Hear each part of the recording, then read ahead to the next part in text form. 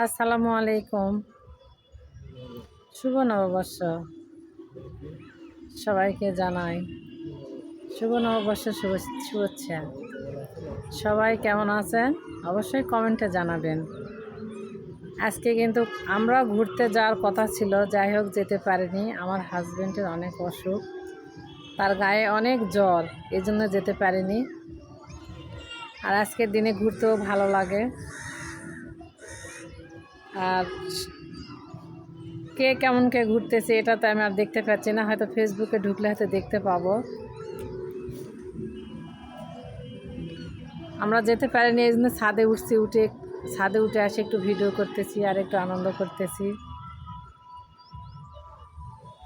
আর সবাই জানাবেন যে কার কার শুভ নববর্ষ কেমন করে কাটলো, আমাকে সবাই একটু কমেন্টে জানাবেন। শুভ নববর্ষ।